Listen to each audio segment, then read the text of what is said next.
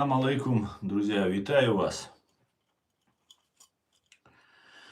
Сегодня 5 марта 2026 года, 18 часов 31 минута по городу Берлину и 20 часов 31 минута по городу Джохару. Друзья, я вас всех сердечно приветствую.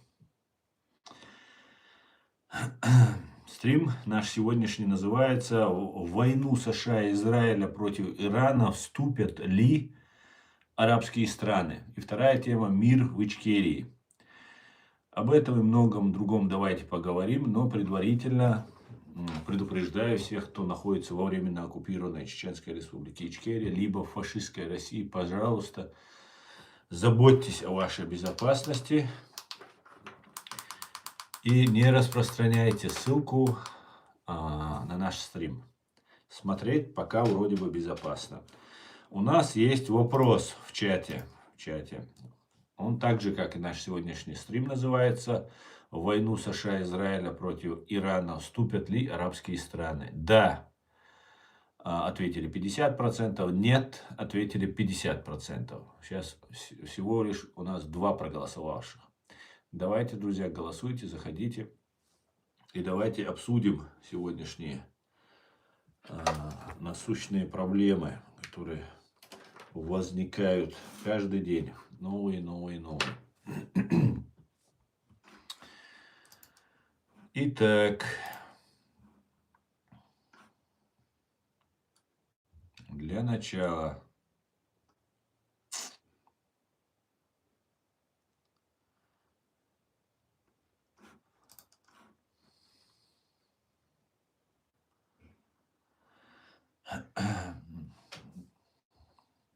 министр внутренних дел Лавров заявил: все, кто страдает от действий США и Израиля, друзья России. Скажите, пожалуйста, кто из вас страдает от действий Израиля и США? Вы друзья России или нет? Ответьте себе на вопрос. А то, когда я это говорю, почему-то вы меня не слышите. Ну вот, вам может Лавров достучиться до вас. Курдские повстанцы готовы нанести удар по городам Ирана, но просят оружие и артиллерию, сообщает в Facebook Дональд Трамп, президент. Страница такая есть. Эксклюзив от МЭИ-24. Военное крыло партии «Свобода Курдистана» Ирана, известное как СМК, передало прямое, готовое к бою сообщение. Наши бойцы ПАК готовы освободить курдские города и поселки в Рожхелате, Восточный Курдистан, сообщает группа Middle East 24. Наши люди мужественные и решительные, но мы не можем расширять операции и освободить другие провинции без тяжелого оружия, артиллерии и внешней поддержки, которая еще не прибыла. ПАК под руководством главнокомандующего генерала Хусейна Яданпаны говорит, что готовится к этому моменту с первого дня. Сопроводительное видео показывает, как бойцы ПАК маршируют через суровые приграничные горы под курдским флагом. Поднятые винтовки с смелым накладкой Сорани, объявляющей рождение национальной армии Курдистана. Классическая пропаганда призванная. Это происходит, когда иранские курдские оппозиционные группы, включая РАК, РДК, Ржак и Камала и другие, или ПАК, наверное, формируют новую коалицию политических сил иранского Курдистана на фоне эскалации режима беспилотников, ракетных ударов по их иракским базам. Один РАК или ПАК Пешмерга был убит в результате недавних нападений и после массовых авиаударов США и израильских авиаударов. В то время как ПАК официально отрицает активное вторжение на границу прямо сейчас, риторика сигнализирует о том, что они готовы двигаться в момент появления оборудования, то есть вооружения. Окно открыто, а арсенала еще нет. Иранский режим истекает кровью, курдские бойцы готовы, но ждут, когда мир их вооружит. Также важно отметить, что сказал по этому поводу по ситуации Марк Рютте, генеральный секретарь Альянса НАТО. Пуск ракеты из Ирана по Турции не влечет применение статьи 5 НАТО, заявил генсек Альянса Марк Рютте. По его словам, в НАТО пока никто не говорит о применении статьи 5, согласно которой нападение на одного из членов оборонного альянса можно расценивать как нападение на всех остальных. Важнее всего, что наши противники вчера увидели, насколько сильна и бдительна НАТО, заявил генсек организации. То есть НАТО сбила ракету, которая летела в сторону Турции. Вот об этом как раз говорит Марк Рютте.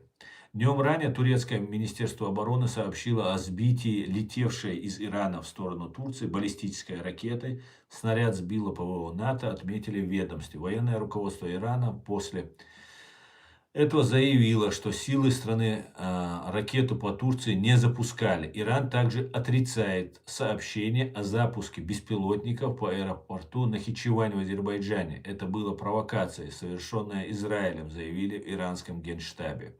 Вот такая вот информация. Также сообщается, что иранские дроны нанесли удары по Нахичеванской автономной республике Азербайджана. Вот, сообщается, удар был по аэропорту и так далее. То есть чеченцы по нашей земле, Нахичевань, это исконно чеченская земля, и образует она свое название Нохчи-Бун или Нохчи-Бан. Это исконно наша земля. 2600 лет назад она была нашей. 2600 лет назад. Даже больше 2800 лет назад. Вот такая вот ситуация. Война усиливается.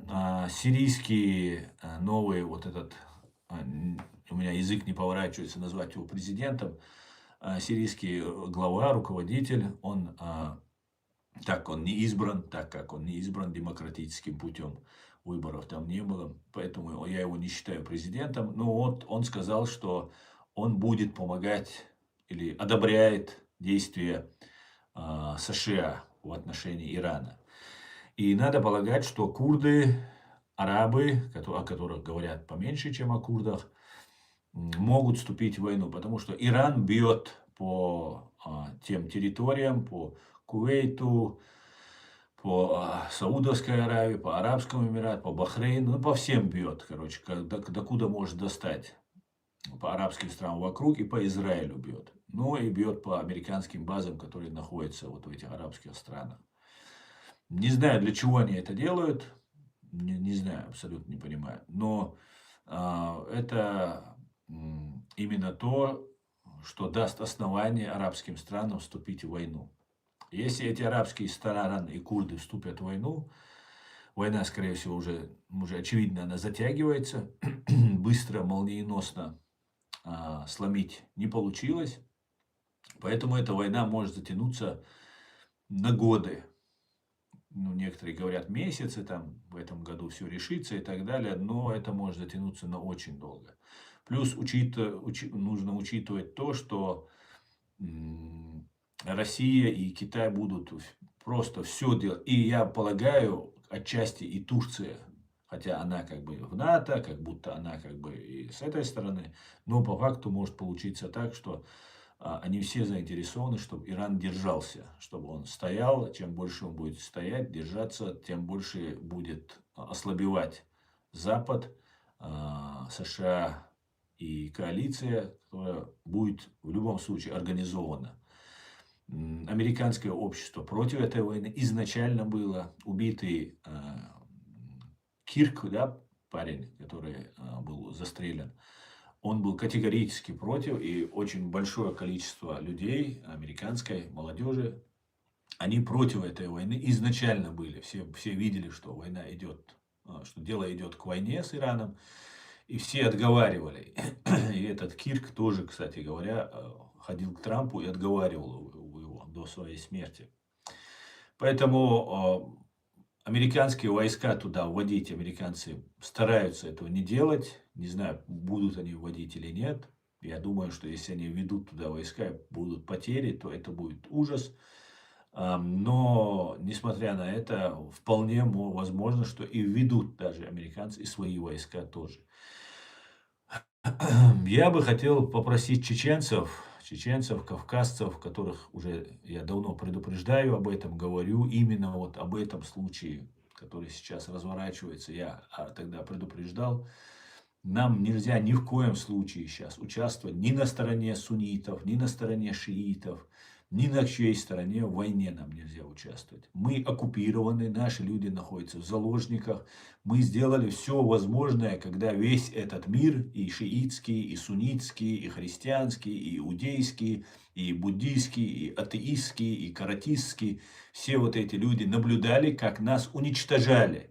Я хочу просто напомнить еще раз чеченцам, чтобы вы не забывали, что весь мир за власти этих миров, люди, некоторые нас поддерживали до какой-то степени, пока пропаганда не одолела и их умы. Эти все государства просто наблюдали, озабачивались. Ну, это просто я как вспомню это, у меня просто внутри все переворачивается. Настолько лицемерно, настолько безразлично к уничтожению целой нации, целого народа эти люди наблюдали. Мы сделали все возможное и даже больше, чтобы сдержать фашистскую Россию. И Украине подготовиться дали, и Грузии даже дали сформироваться, подготовиться. Поэтому наша задача сейчас ни в чем нигде не участвовать, а просто сохраниться. Нас осталось очень мало, мы постгеноцидный народ. Те ужасы, которые мы перенесли, не перенес никто.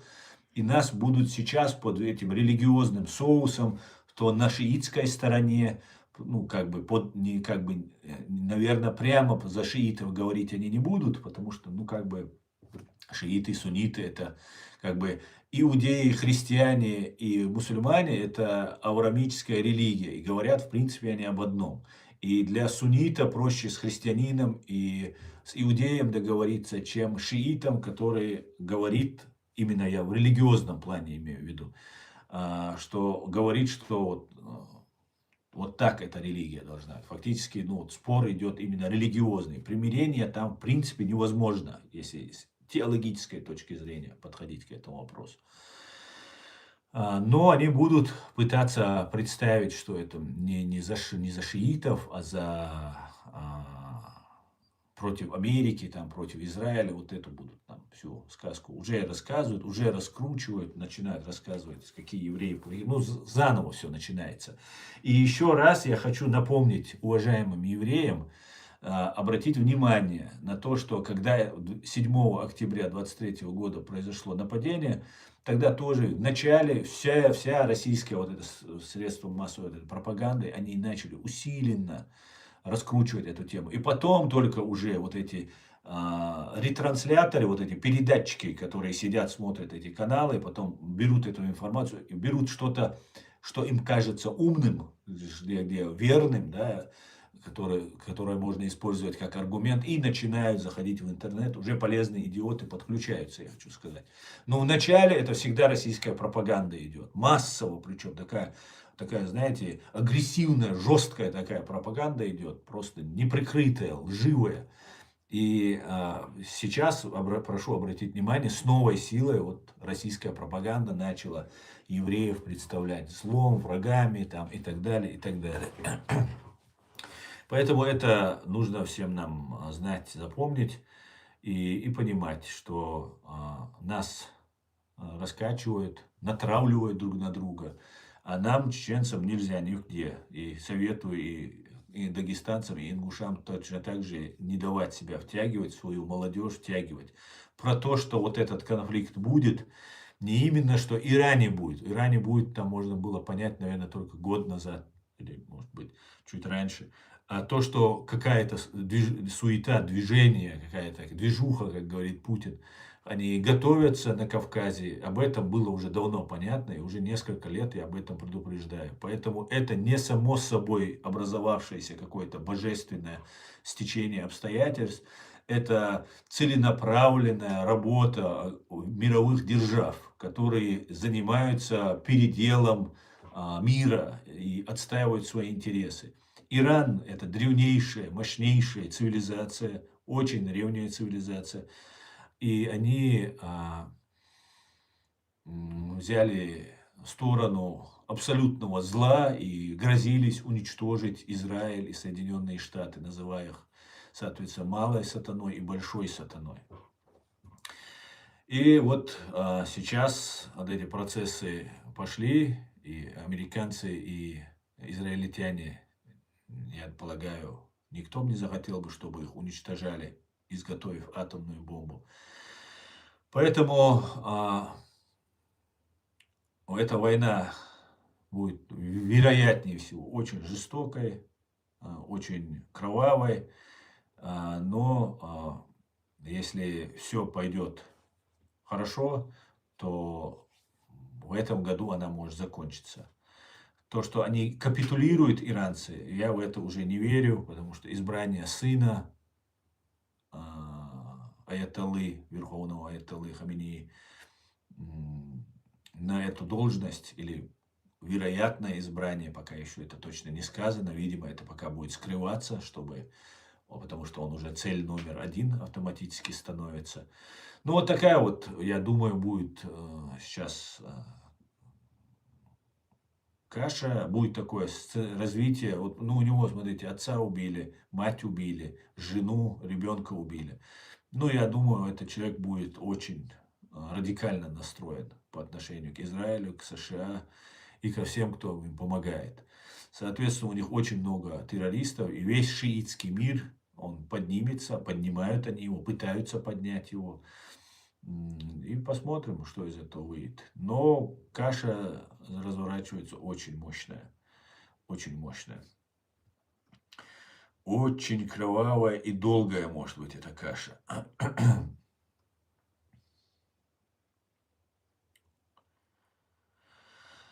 Так, что еще я вам хотел рассказать? Ну, наносятся удары, конечно, сокрушительные удары наносятся. Больше уже 4 или 5 тысяч уже ударов нанесено.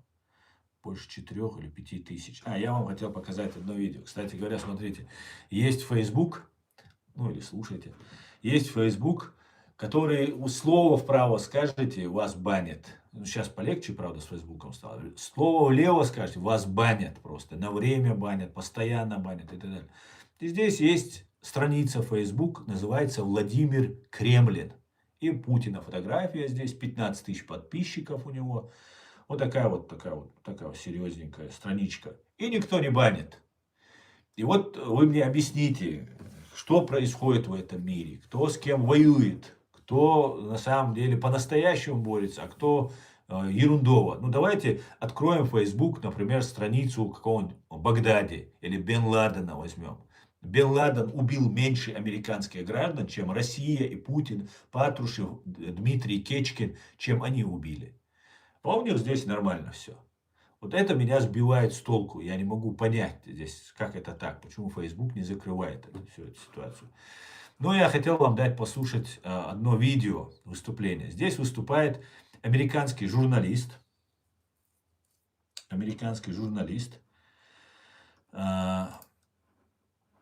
Сейчас. Мне очень нравится. Сейчас, одну секунду. Кто ему задает вопрос? Ну, Михаил Миллибом его зовут. Михаил Миллибом. Это, наверное, вы видели этого пропагандиста. Это американец, который с Соловьевым, уже когда в Украине уже широкомасштабная война шла, он приходил туда и как будто отстаивал такие американские интересы. И как бы что-то там на Россию пытался говорить. У Соловьева, представьте себе. И вот здесь он сейчас задает вопрос Путину. Это самые первые дни Путина. Самые первые дни Путин, когда пришел к власти. И это тот самый момент, когда Путин уничтожает чеченский народ, предварительно взорвав жилые дома своих россиян и обвинив в этом нас, чеченцев. И вот этот западный пропагандон, американский пропагандон, хвалит и льстит ему. Вот так из Путина вот эти люди делали то, кем он сегодня стал, чтобы вы понимали. И сейчас он даже, сейчас я уже давно не видел, сейчас он у Соловьева, пару лет назад точно был у Соловьева. Вот его, по крайней мере, здесь так его имя записано как какой-то Михаил Милибом. Ну, вы его узнаете, вы его видели 100%. Давайте послушаем разговор. Сейчас, что у нас сейчас?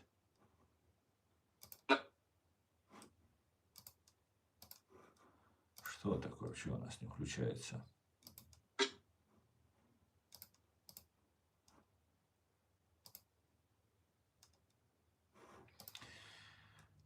Что такое?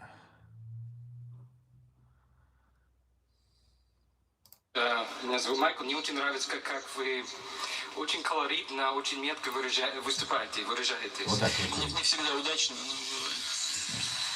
Ну, как вы режете правду матку.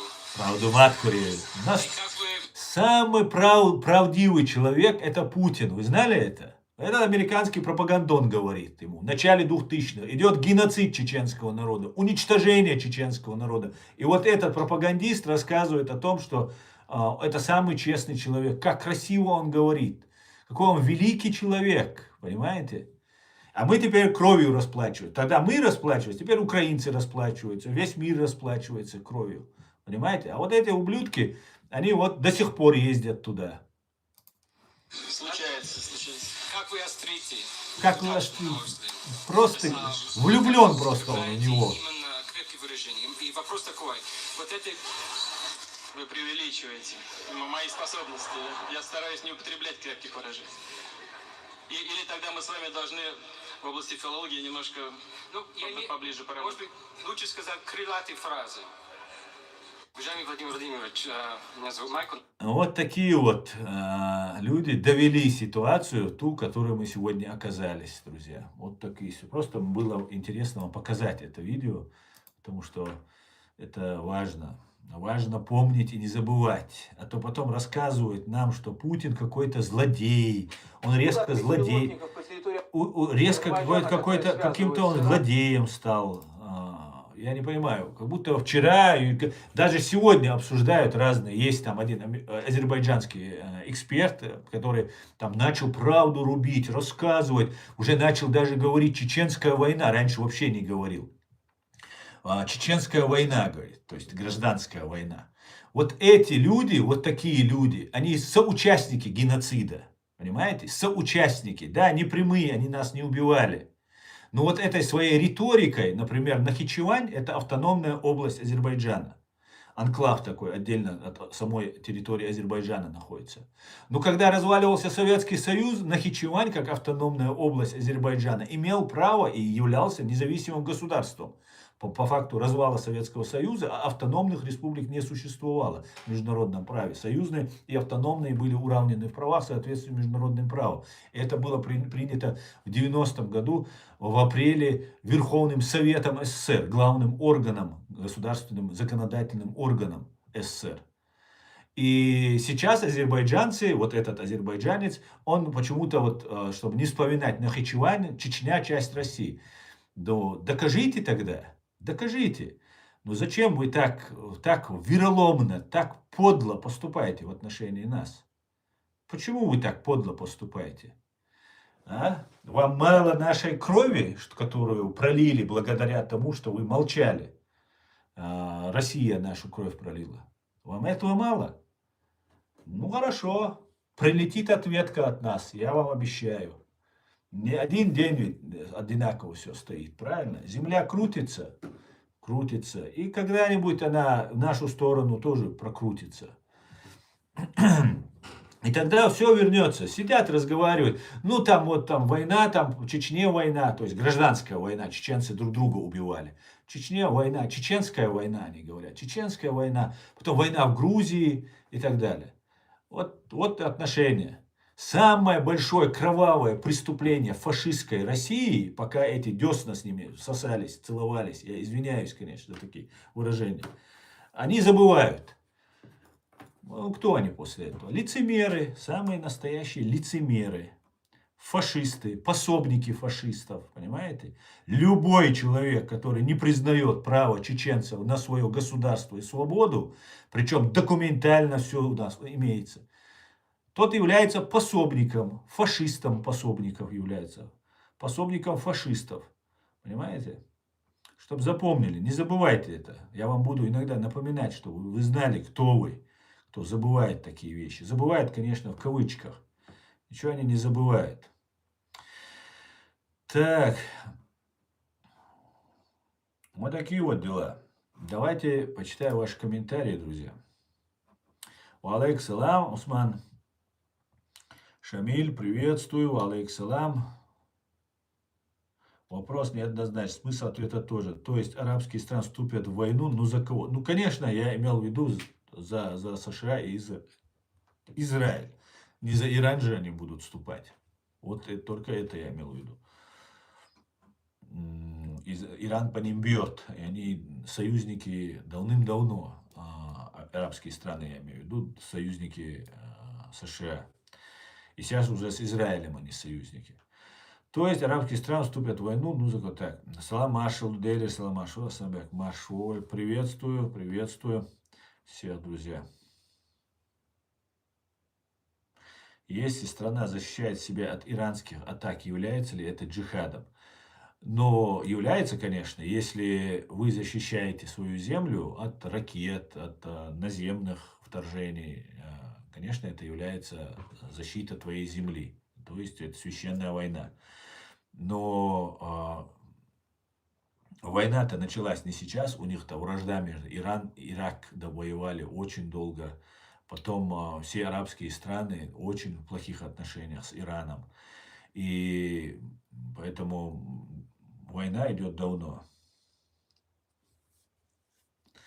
Так, Чеченская республика Ичкерия, независимое государство. Вот это другой разговор. Наш человек, да. Так, когда все вернется, то они переобуются. Да, СНБ, это точно. Но посмотрим. Я думаю, нас ждут очень большие потрясения. То есть и Ближний Восток, и Северный Кавказ, и Южный Кавказ.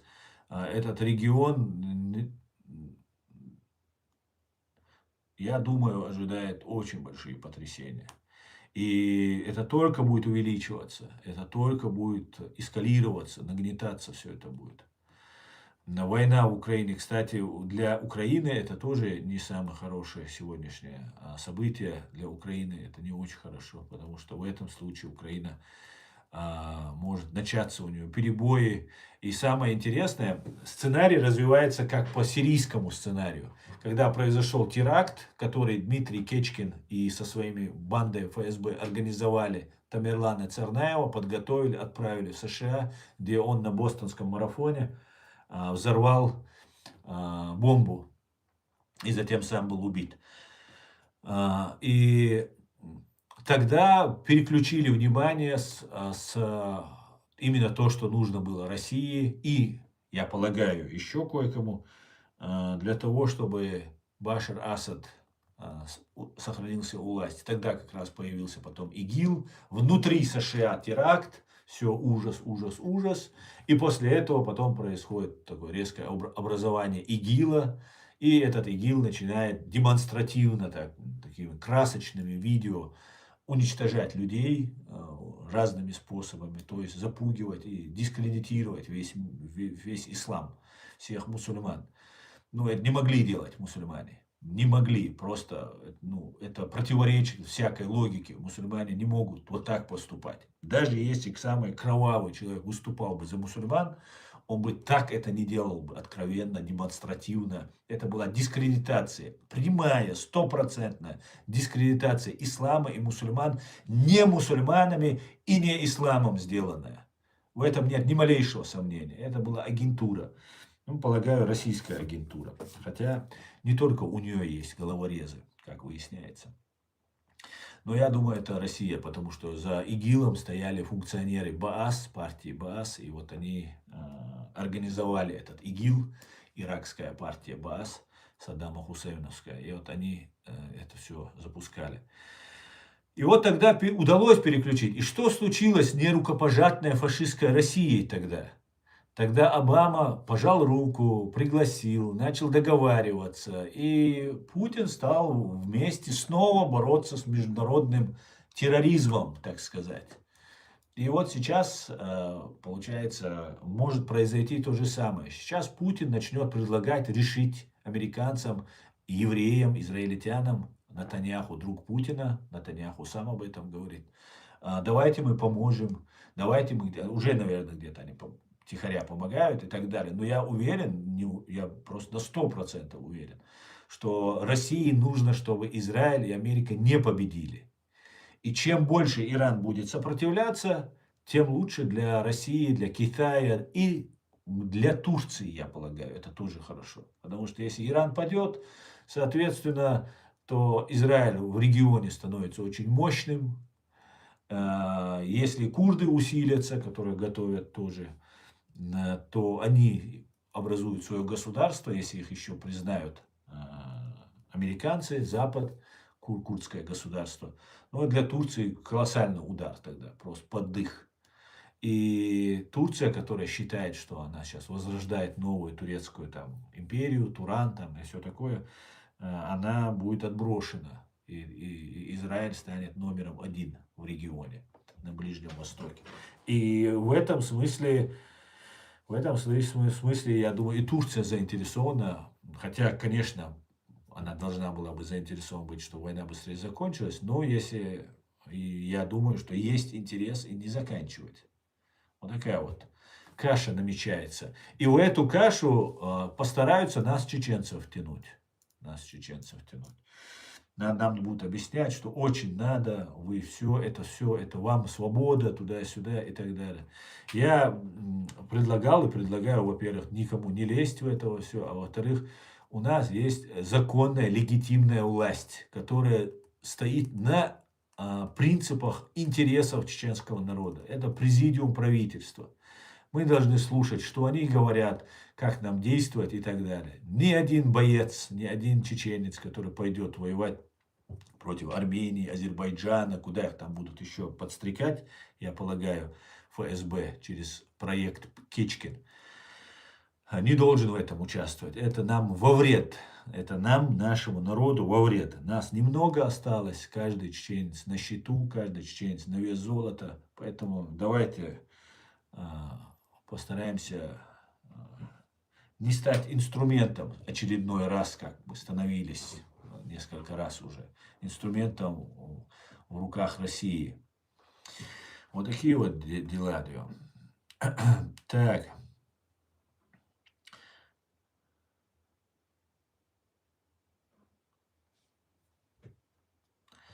В каждом эфире вы тюрков называете фашистами. Находите, как вернуть. Не понял. А сколько азербайджанцев вас поддерживало и поддерживает? Фаиза, я не называл тюрков фашистами. Понимаешь? Я называл тюркское руководство, тюркские спецслужбы имперцами. И что Турция это империя, которая не все тюрки, а руководство, власть, они мечтают, вот как у русских восстановить свою российскую империю, вот у тюрков есть желание восстановить свою тюркскую. Это у всех, наверное, у постимперских народов. А к туркам и тем более к азербайджанцам я отношусь с большим уважением. Я это неоднократно, много-много раз говорил. Но из слов, и как говорится, из песни слов не выкинешь. Турция и Россия всегда манипулировали. Турция как государство, власть, не народ, который очень много разных народов и которые очень нам сочувствуют и нам сопереживают за нас, переживали. И, соответственно, мы к ним также с уважением относимся. Но империи, что Османская империя, что Российская империя, всегда использовали нас в своих целях, а потом просто наплевательски относились после того, как с нами что-то случалось. Понимаешь? То есть, как за тюрков, они нас не впрягались, так сказать. Беженцев не принимали, не помогали. Да, беженцы там есть в Турции. Огромное спасибо всем, кто там где принимает их и держит. Ни в коем случае турецкий народ, я никогда никогда. Ты про тюрков говоришь, которые азербайджанцы являются, и тюрки являются, к которым я большим уважением отношусь. Я русских фашистами не называл, в смысле весь народ. Да, есть имперцы, фашисты, большое количество среди русских, но весь народ даже русских не называл, которые нам совершили геноцид. Понимаешь? Я не должен оправдываться каждый раз, если вы не поняли, что я сказал, или вам не нравится моя позиция. Некоторым евреям не нравится моя позиция по отношению к Израилю, там, по каким-то вопросам. Но это не значит, что я к евреям отношусь плохо, понимаешь? Это моя позиция как независимого человека, и я ее буду высказывать. И я буду ее высказывать с учетом интереса чеченского народа, так как тюрки, евреи, американцы, немцы, все заботятся о себе. А о постгеноцидном чеченском народе не заботится никто. Поэтому я занимаюсь тем, чем я занимаюсь, для того, чтобы спасти, попробовать помочь своему чеченскому народу. Понимаешь? Постгеноцидному народу, которого вы все бросили. Я не имею в виду простых людей, которые сопереживали, молились за нас. Огромное им спасибо и благодарность. И Всевышний не забудет им это все. Даже если мы об этом не узнаем, кто за нас молился, кто за нас переживал, кто нам помогал. Но вот государство, что Османская империя, что Персидская империя, что Российская империя, всегда нас терроризировали. Каждый используя свою сторону по возможности. Турки использовали через религию по возможности, но попользовались и бросали. Русские использовали чисто оккупировав, завоевав и сейчас используют. Вот как-то так. Дети пустыни, говорит Асланбек Тутаев, не знают, какие кнопки нажимать, и сбили 3 американских самолета. Это кто сбил? Иранцы сбили? Я что-то не слышал. Как надоели потрясения. Не говори, не то слово, да. Я думаю, за Сирию с вас будут спрашивать. Вы думаете, соскочите, говорит Океан? Кого спрашивать? Украина предложила свои дроны для борьбы с иранскими дронами, чтобы не была затратной американцам сбивать патриотам дроны Ирана. Ну да, но американцы сами создали вот эти шахеды, наподобие шахеда, вот эти дроны, самолеты. Мне кажется, что движуха в Иране как нельзя вовремя и выгодно для Путина. Сейчас все внимание 4-летнего позора Украины переключили на Иран. Да, абсолютно я с вами согласен. Это очень выгодно для, вот я об этом как раз и начал говорить, про Сирию, когда начал говорить. И, ну, я, в принципе, завершил мысль, сказав, что потом Россия предложила свои услуги и вместе боролась с исламистами, ну, якобы боролась, там давала информацию какую-то и так далее. А как боролась в Сирии, я вам расскажу. Сейчас приблизительно вот на этот сценарий Путин, Россия, ФСБ рассчитывают, что сейчас все вязнут в войну и будут брать у кого угодно помощь. Американцы будут брать помощь и у русских, у кого угодно, когда им будет тяжело сейчас в этой ситуации. Если будет тяжело, еще пока, еще неизвестно. Ну, например, когда в Сирии, например, война шла, в 2014 году, в 2013 году они взорвали бостонский этот марафон, чтобы исламистами попугать американцев. Затем создали ИГИЛ из партии Баас. И если это не синхронно, то объяснения этому просто нет, что они совместно все с одного центра принимались решения.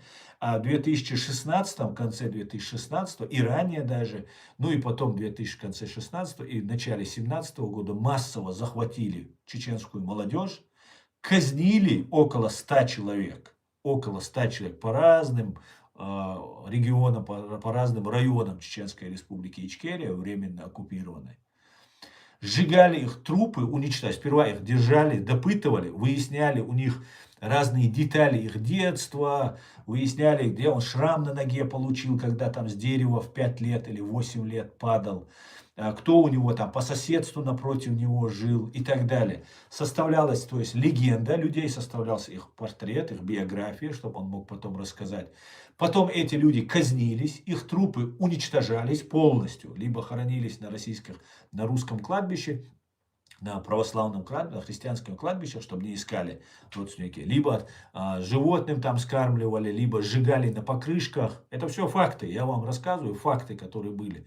На покрышках сжигали и в терек, в Сунджу остатки потом на покрышки кладут, поджигают, и потом остатки сбрасывают в воду, потом рыба или там вода доделывает оставшееся дело.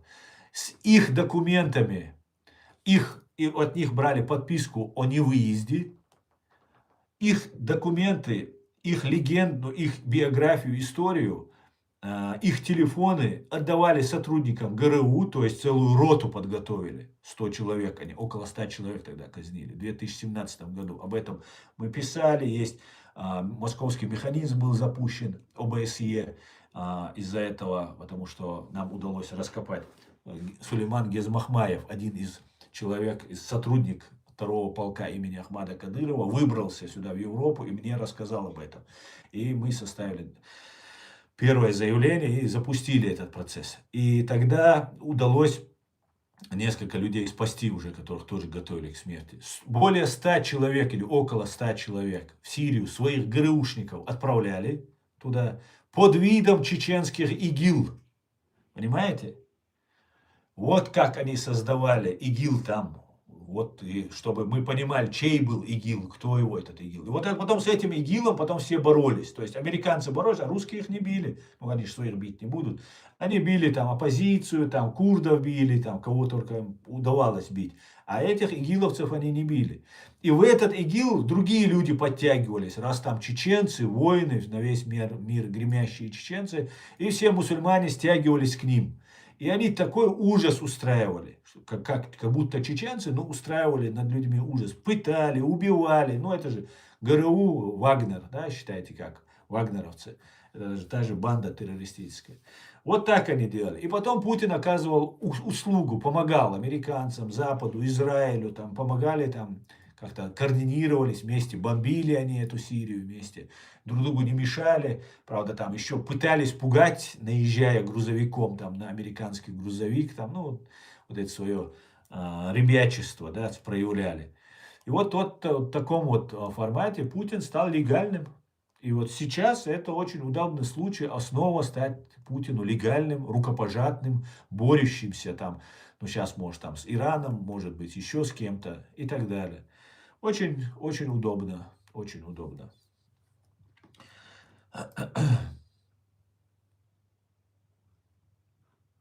Асад, Турция никому не обязана, вы все века за Россию воевали, мы же претензий не говорим. Но, во-первых, мы все века воевали против России, это ты немножко заврался, во-первых. То, что нам Турция не обязана, я не спорю, абсолютно. Турция нам не обязана, и мы не обязаны Турции.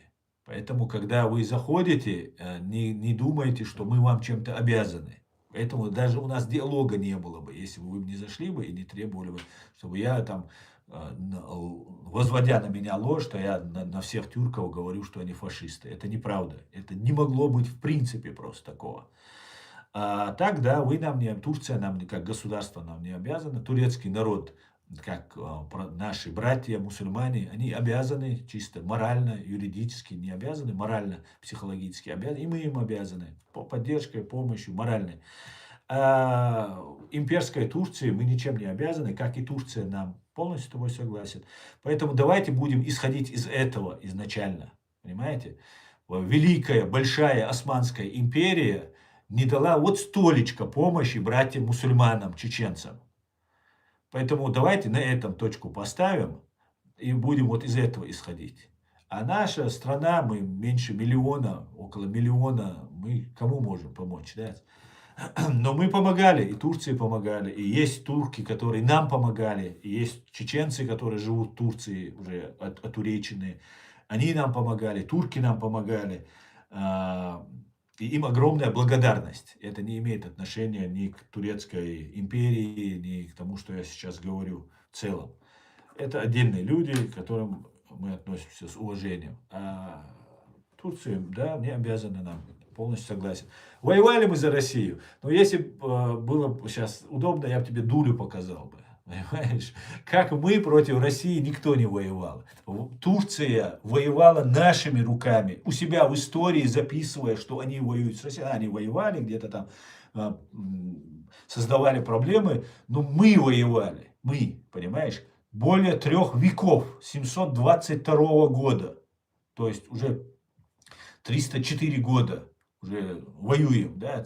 А кто-то перешел на сторону, кто-то оккупирован, кто-то захвачен и так далее. Ну, с таким успехом, можно сказать, в Советском Союзе Азербайджан состоял тюркоязычный. Огромное количество кумыков служат России, тоже тюркоязычные. Так-то можно много кого набрать, кто служит намного дольше и намного вернее и преданнее, чем чеченцы. Так, чтобы напомнить, да, всю ситуацию.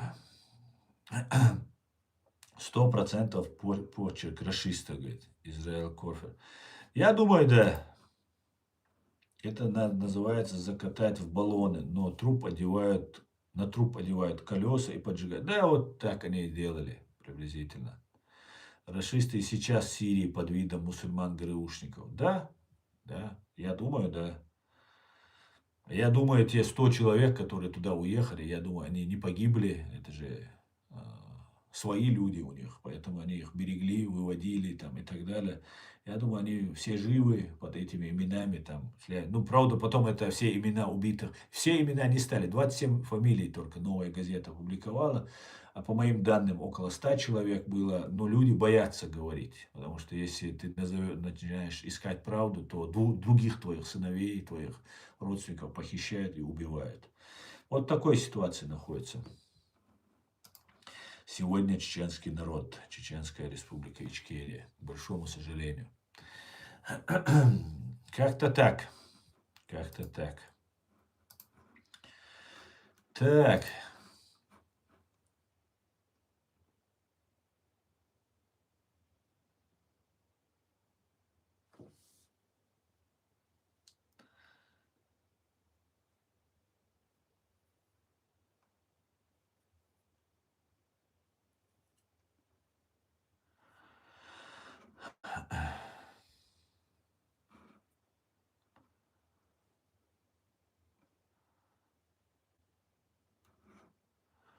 Самолеты-разведчики РФ приблизились к зоне американского ПВО на Аляске, сообщает Deutsche Welle на русском. Объединенное командование аэрокосмической обороны Северной Америки НОРАД обнаружило и отследило 2 российских самолета-разведчика морской авиации Ту-142, влетевших в зоны идентификации противовоздушной обороны Аляски и Канады.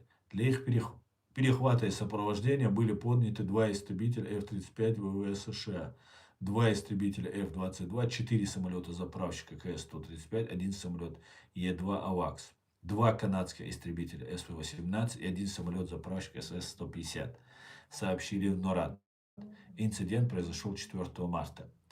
В совместном американо-канадском военном ведомстве подчеркнули, что зона идентификации американских ПВО распространяется за пределы воздушного пространства страны. Это определенный участок международного воздушного пространства, но на нем требуется быстрая идентификация воздушных судов. Иными словами, США не рассматривают пролеты российских военных самолетов на этом участке как угрозу. Зачем тогда столько самолетов подняли, если не рассматривают? И зачем это все перечислять, это все нам рассказывать? Столько самолетов подняли, столько сделали. Короче, хотелось бы знать правду, что происходит в мире по-настоящему.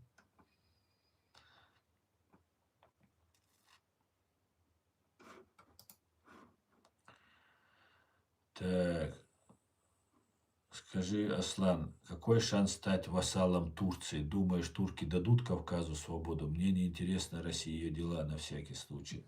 Денис Шульман. Но что значит стать вассалом Турции? Мы не собираемся ничем вассалом становиться. Мы просим помощи и соблюдения международного права. Окажут нам, мы не собираемся не ложиться ни под кого и быть чьими-то. 300 лет, мы не 300 лет боремся, так, чтобы на минутку, чтобы было понятно. Вот сейчас про Нахичевань рассказывают. Так вот, 1000 лет до нашей эры этот Нахичевань существовал. Было создано после этого в этом районе, в районе озера Ван, Урарту, хуритами, то есть нахами, нашими предками, нахами. И потом персы, которые вот сейчас возникают у них проблемы, они, и не персы, а ираноязычные племена, напали, кочевники напали, более 200 лет с ассирийцами борьба шла, и вот эти ираноязычные вот эти племена напали, и в конце концов Урарту пала. И вот остался анклав вот этот Нахичевань, то есть это чеченское название, Нохчи это наше название, и таких названий везде, где останавливались чеченцы, и где они вот компактно находились, вот эти названия сохранились, их 7 таких названий Нахичевань, похожих как на этот Нахичевань. Поэтому та история о том, что там приземлился ковчег Ноя, первое место, как говорят разные фантасты, это не соответствует действительности, потому что таких нахичеваний 7 на Земле. Ну, они по-разному окончания добавляются, а ван это уже дополнение идет, дополнительно изменение идет. Поэтому мы воюем уже с тех пор, всю свою историю чеченцы воевали, когда Урарту закладывалось об этих войнах, которые закладывали это государство, говорят о том, что они были и земледельцами, и одновременно воинами. То есть они работали, пахали и воевали, когда нужно было. Поэтому мы, евреи, сейчас воинами себя показали, нацией, хотя они и раньше были евреи, но долгое время они не имели возможности. Но евреи сейчас показали, что они нация воины. Мы всегда показывали, продолжаем показывать и остаемся не под Турцией, не под Америкой, не под кем-либо на этой земле, кроме Всевышнего. Чеченцы не будут никогда. Мы хотим быть союзниками, мы хотим сохранить свою культуру, язык, свою религию, весь свой уклад и свою территорию. Полностью. Вот все, что мы требуем. Мы чужих земель не хотим. Даже наши земли, вот, которые я перечисляю, это все наши территории вокруг нас. Когда-то 1000 лет это наши земли были. Дагестан, например, переводится как Дагестан. Это только чеченское слово есть. Ни в одном языке другого такого слова нет. Дагестан. Это родина, земля отцов. Если дословно перевести. И 400 километров Каспийского моря, побережье Каспийского моря. Это было даже, может быть, больше, но вот по данным, которым можно доверять, 400 километров Каспийского прибрежной вот этой зоны, это была чеченская земля. И мы ни под кем не были и никогда не будем, ни под кем. Хотим, протягиваем руку, туркам протягиваем, евреям протягиваем, американцам протягиваем, всем иранцам протягиваем, кому угодно. Если они на равных готовы с нами общаться, и мы обещаем, гарантируем ответственно, честно, мы древнейший, любой человек на этой земле, любой народ, любой объективный, честный человек скажет, что чеченцы держат слово. Для нас это очень важно, и мы никогда ни подлостью, ни вероломством никому никогда не отличались, чтобы какую-то гадость кому делали. Поэтому турки, если хотят на равных, мы готовы. Да, это мощное государство, сильное государство. Это было бы глупо отрицать. Очевидные факты. Это вторая армия в НАТО по количеству, по мощи, по силе. Это смелые, мужественные люди, смелые воины. Но вассалом, чьим-то шнурком. Нет, извините. Никогда этого не будет. Так не будет. Так, слушайте, успокойтесь. Турция никого не собирается нападать. И вообще вы что, историки? Кто чего у вас забрал? Вы сами себе врагов ищете. 500 миллионов турков превратят в пыль. Давайте жить дружно. Ну смотри, когда вот такие вещи говорят, в пыль там превратят и так далее. Мне хочется вот тебя лично за русским кораблем на 3 буквы послать. Хорошо? Сходи туда. Потому что в пыль это мечты кого угодно нас. Русские вот нас уже 300 лет в пыль превращают. Что-то не очень у них получается. Приходится и договариваться, и как-то до города нам восстанавливать, и там хитростью что-то делать. А вот что-то в пыль не очень как-то. Поэтому вот такие вещи не надо говорить мне. А то, что мы там на турков набрасываем, видишь, ты на меня возводишь ложь на меня, пытаясь вот заклеймить за мной, что я против тюрков. Это неправда. Это неправда. И мои зрители знают, как я отношусь и к азербайджанцам, и к другим тюркоязычным народам. Просто я не хочу, чтобы нас снова турецкая империя использовала. Я же имею на это право. И если вы реально наши братья, мусульмане, союзники, друзья и так далее, давайте уважительно относиться к нам. Да, мы оккупации, да, нас всего лишь 1 миллион, но 90 миллионов россиян знают, что этот миллион может. Если не верите, можете их спросить на всякий случай. И сейчас против Азербайджана и против Армении готовится провокация. И я делаю все, чтобы этой провокации не было. Понимаешь? Но это не значит, что я должен сказать, что да, вот азербайджанцы всегда были, народ азербайджанский, не власть азербайджанская, не Ильхам Алиев, не Гейдар Алиев, а народ азербайджанский. Были с нами хороши всю историю, всегда. Просто человеческое отношение, понимаешь, на бытовом уровне. И когда я это пытаюсь сделать, пытаясь меня сделать врагом тюрков, врагом там азербайджанцев или турков, ну это, ну во-первых, у тебя ничего не получится, а во-вторых, все это неправда, понимаешь? Кстати, давай, куда я тебя послал, можешь идти. Пылепревращатель, понимаешь? Я считаю, Турция это просто супер формула, которой они каким-то образом связали Запад и Восток именно позитивно и конструктивно. Бизнес, культура, армия.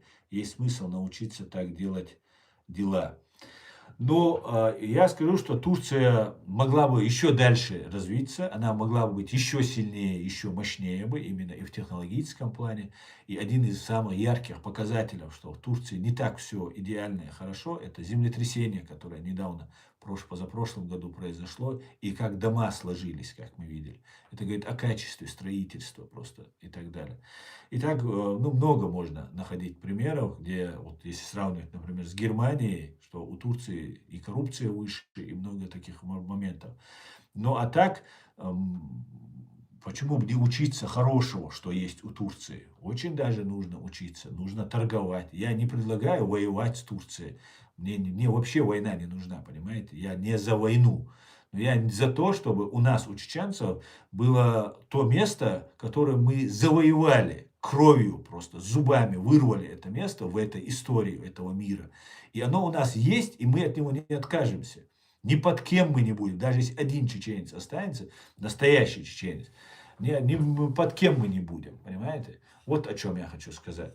А так, никаких вопросов, я не враг Турции, не собираюсь враждовать с Турцией, просто я хочу, чтобы Турция не использовала чеченцев. А Турция хочет использовать чеченцев, понимаете? Против России хочет использовать. Сейчас, может быть, против Ирана захочет использовать. Против курдов захочет использовать. Понимаете? Эта история длится уже 150 лет. Когда еще чеченцы, Турция сказала, их примет, пришли туда, их отправили не туда, куда им обещали, отправили туда, где вот им пришлось бы там с курдами, с арабами там рамсовать, конфликтовать.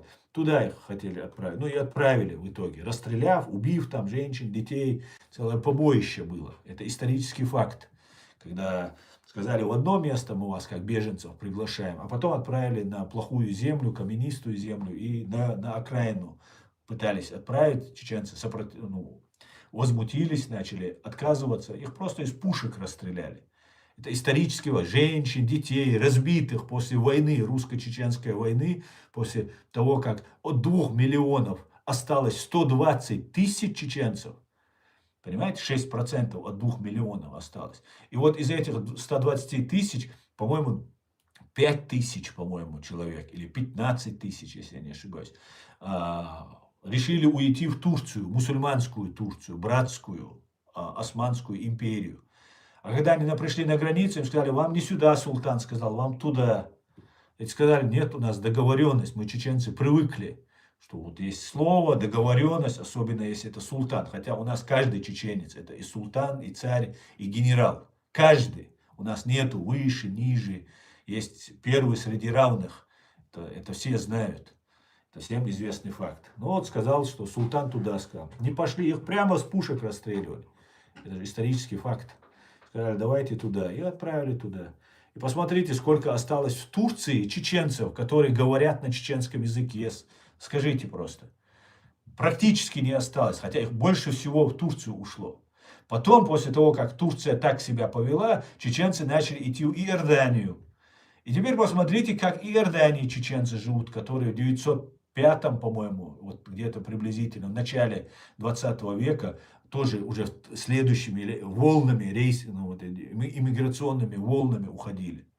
Более 120, где-то 120 лет назад, 115-120 лет назад ушли в сторону Иордании. Они все говорят, как мы на чеченском, они соблюдают полностью культуру и язык полностью. Немножко есть диалект, по слуху так ты можешь, потому что они русских слов не используют в своем языке. А мы, чеченцы, часто используем «давай», там какие-нибудь такие слова, которые заимствовали из русского языка.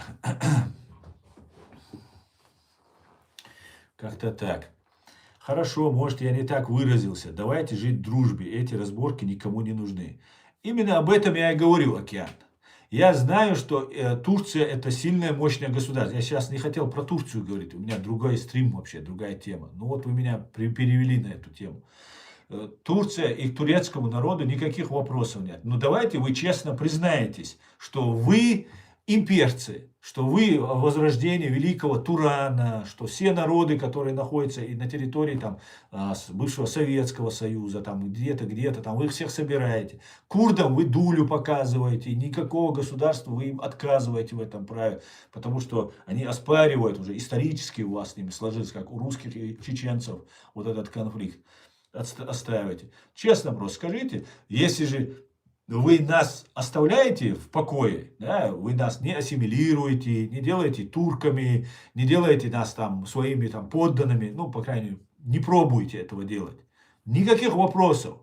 Мы будем самыми открытыми, честными и так далее. Но как только эти поползновения начинаются, они есть эти поползновения, потому что среди чеченцев живет много тюркоязычных людей, которые отлично говорят по-чеченски, которые даже представляются чеченцами. Они не говорят, что они там кумыки, там какие-то другие народы. Они говорят, что мы чеченцы. Да, чеченцы, когда разбираются, мы можем выяснить, кто чеченец или не чеченец. Но по большей части, когда где-то там в компании, там, что нохчеву, все хорошо, нохчи, чеченец, чеченец. Какие разговоры, никто же не будет все спрашивать.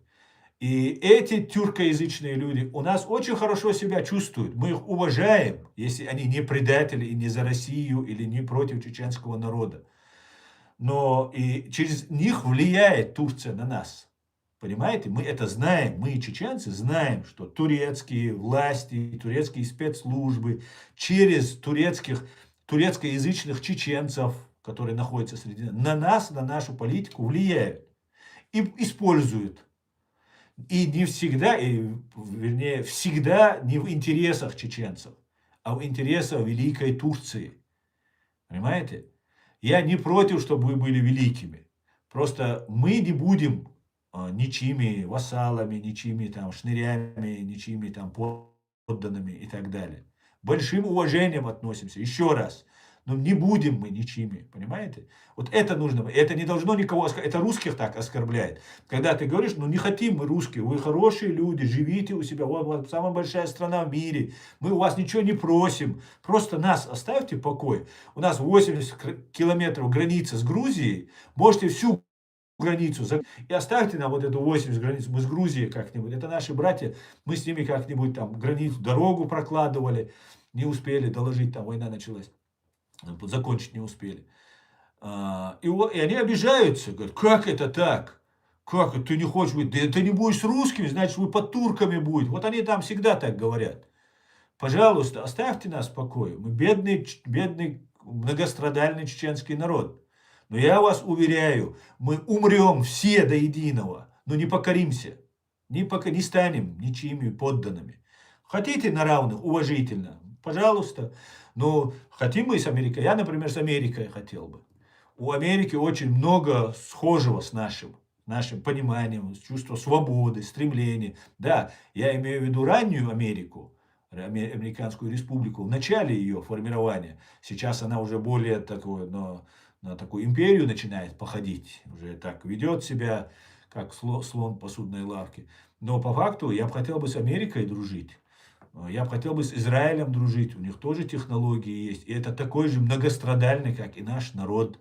У вас, правда, у турков с Израилем не очень хорошие отношения. Хотя при всем при этом дипломатические отношения вы не разрываете, из НАТО вы не выходите.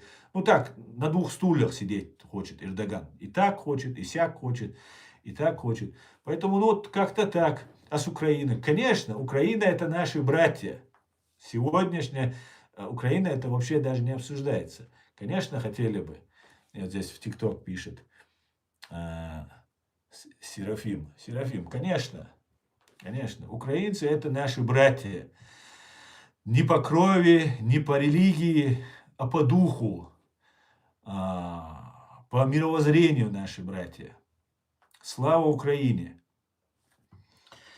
Вот Украина также борется, как мы боремся за свою свободу. Вот она не империя. Вот нет у нее этого. Просто не сложилось. Может, стала бы империей. Но не сложилось. Там люди другие живут. И вот они тоже борются. Вот у нас с ними схоже. Вот всегда Россия их терроризировала. Всегда их она ущемляла. Она тоже, знаете, какая-то шизофреническая, какая-то болезненная такая привязанность у России к нам, чеченцам, и к украинцам. Украинцам, понятно, это их историю они себе украли, и теперь без украинцев их не существует. Поэтому им украинцы нужны. Но могли бы нас оставить, мы не славяне, не христиане, там, могли бы нас оставить. Но вот какая-то, знаешь, историческая какая-то у них тяга, вот если они чеченцев покоряют, значит они великие, покоряют, имеется в виду, завоевывают, захватывают. Покорить нас невозможно. От слова совсем, просто невозможно. Это не я говорю, да, я не про себя даже говорю, хотя и меня покорить невозможно. То есть заставить стать кем-то другим просто невозможно. Я говорю про чеченский народ в целом, в общей части. Как-то так. А с Японией? Японию тоже любим и уважаем. С Китаем ничего не хочу. Не хочу с Китаем. Да, легко, говорит, сидя за границей. А ты хотел бы, чтобы я где-то в подвале, где-то меня пытали, потом под моими документами, потом куда-то в Сирию уехал бы какой-то ГРУшник и рассказывал бы, что вот я слонарцую, да? Ты так хотел? Нет, извините.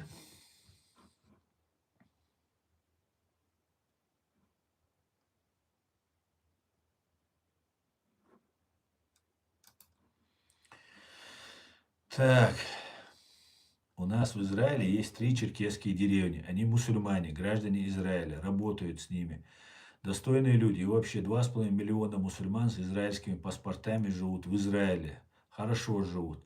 Да, я знаю, нету, давно живут там. Это же на территории Палестины очень много разных народов жило. Там черкесы, но черкесы они тоже после вот этого геноцида туда попали. Это уже часть чеченцев осталась. Черкесы и Иордании есть, черкесы и в Турции есть, тоже очень много ассимилировали их. И Иордании они сохранили полностью язык, как и чеченцы. Ну и часть черкесов дошла до Израиля, до Палестины, тогда это называлось Палестина, и сейчас она так называется. И в Сирии, совершенно верно, абсолютно точно. И в Сирии тоже, да, и чеченцы до Сирии дошли, и они тоже там ассимилировались. Понимаете? Вот, и знаете, почему, я вот Иордания говорю, почему Иордании не ассимилировались?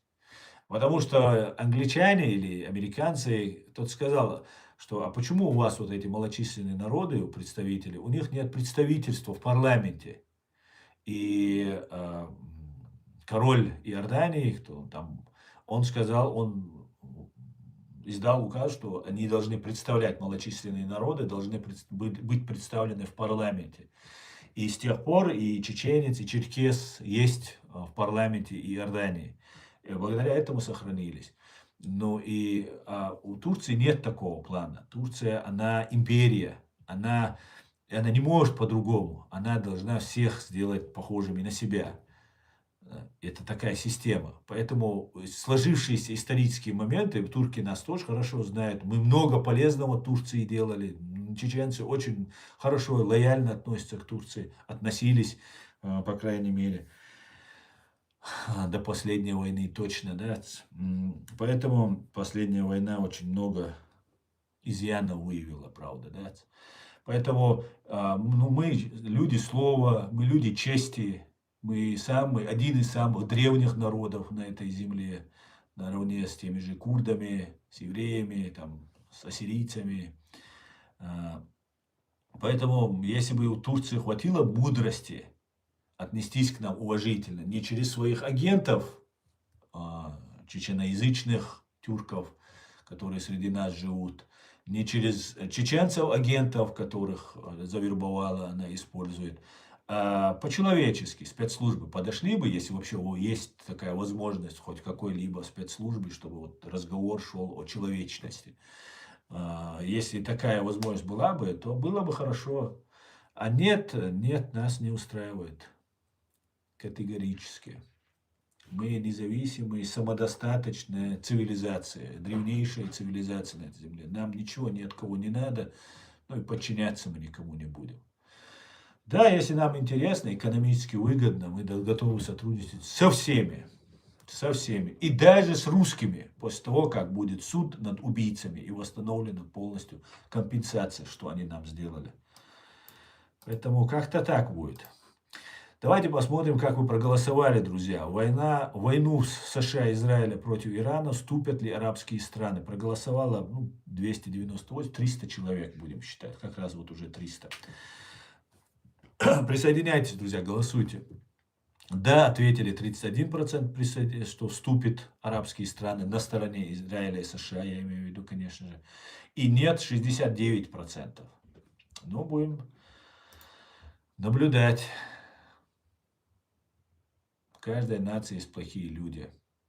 Да, тишина, совершенно верно. Так.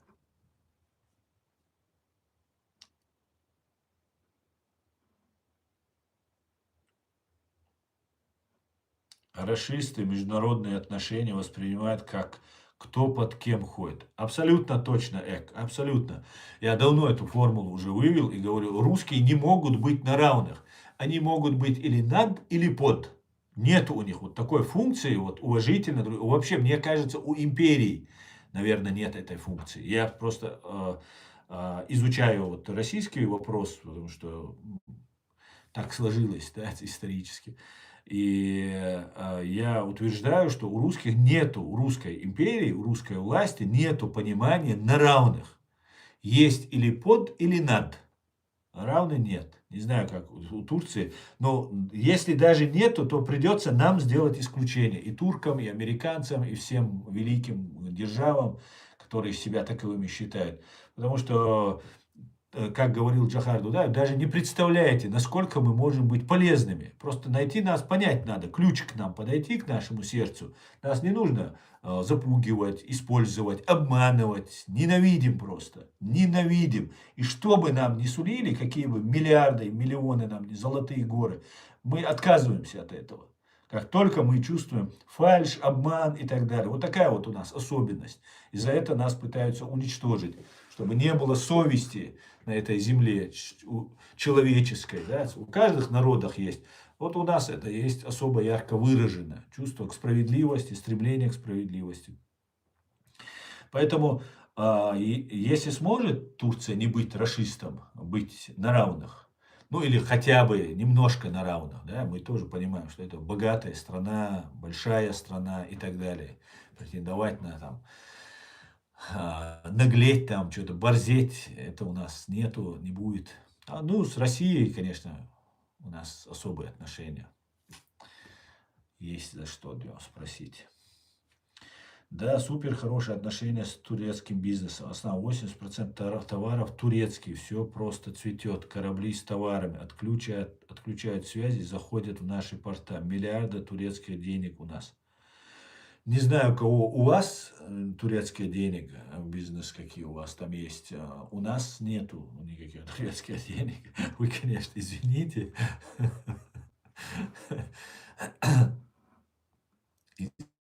точку зрения, говорит. Рамазан. Ну, во-первых, я ее не менял, а во-вторых, человек, который не меняет свою точку зрения, мне кажется, это очень недалекий человек. Если есть аргументы и доказательства, человек меняет свою точку зрения. Но если ты хочешь сказать, что я сейчас в чем-то себе выгоду какую-то ищу, то ты ошибаешься. Я себе выгоду не ищу. Я хочу просто, чтобы нас поняли и поверили нам. Как бы это ни было трудно в это лживое время поверить. Что мы, а истории, любые историки, и у турков особенно, они очень хорошо нас знают, жили по соседству, там жили наши люди. Поэтому, если они поверят, то мы готовы. Я лично готов отвечать за свои слова. Если честно, э, не хозяин и вассал там, господин и вассал, на равных. Да, пожалуйста. Нет, ну хорошо. Мы и так проживем, Дион. Справимся.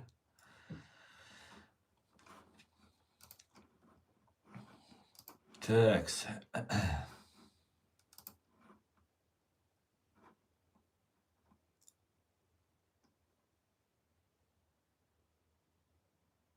Знаете, эта война, что напоминает, вот эта сегодняшняя война, она напоминает мне именно вот те 3000 лет назад, возвращаясь, когда персы захватили эти ираноязычные племена, захватили, и затем, через какое-то время, когда они Урарту захватили, и вообще мощная стала развиваться вот эта и иранская часть вот этого мира. И затем появилась Римская республика, и потом, когда она уже развилась, она пришла и уже и Армению захватила, недолго, правда, но удерживала ее в своем составе. Это такая старая такая, знаете,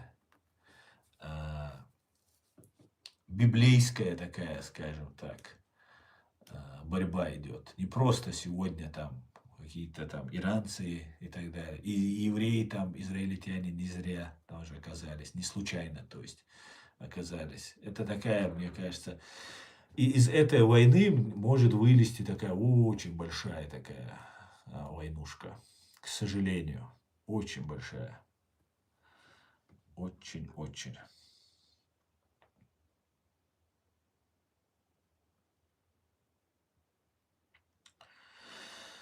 Так, посмотрим. Дикнек Дуэлькуна. Вспомните слова Дудаева о Турции. Какие конкретно слова про Турцию сказать? Какие слова? Казахстан, напомни мне, пожалуйста. Я помню, как Джахар Дудаев общался с турецким журналистом, и тогда, если ты об этом, то я вот это только его помню, упоминание Турции. Хотя он к Турции очень хорошо относился, к турецкому народу очень хорошо относился. И он сказал, почему маленький Израиль заявил о том, что остановить войну немедленно России. Огромная Турция молчит. Вот что он тогда сказал, я помню.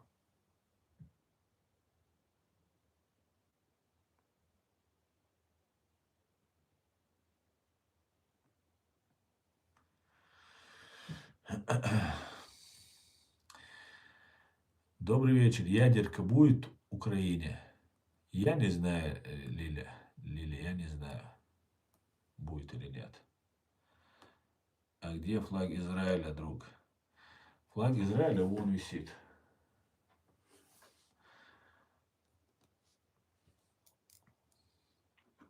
А что спрашиваешь? Хочешь, чтобы он здесь висел? Израиль это государство с храбрым народом. Да, полностью согласен. Это государство с очень сильным со всех сторон народом. Да, полностью согласен.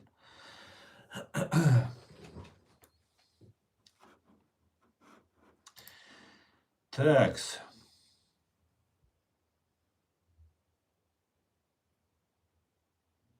Трамп заявил, не знаю, насколько правда, потому что РБК об этом говорит.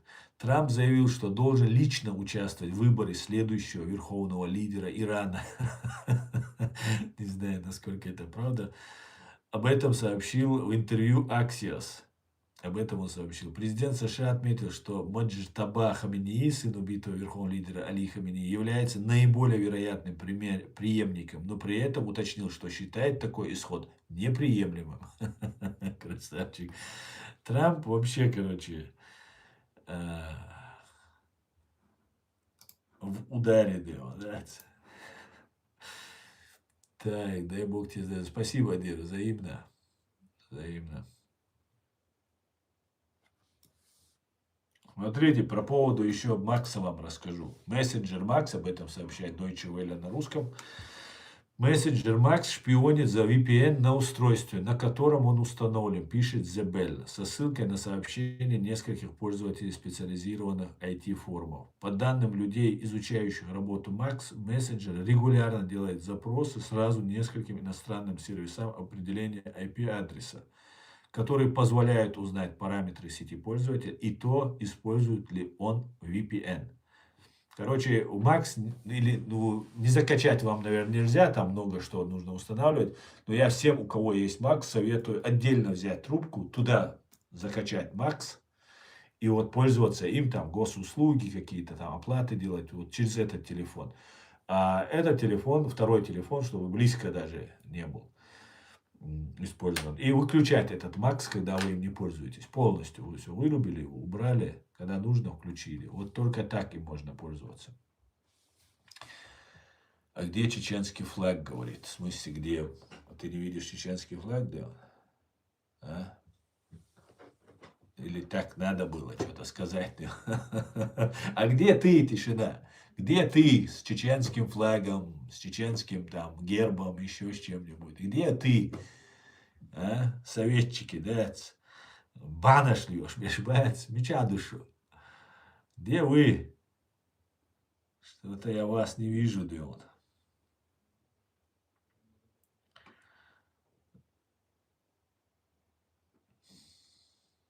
Так, друзья. Казахстан. Ну, Казахстан, не Казахстан. Давай выходи, вешай флаг, да, ичкерийский.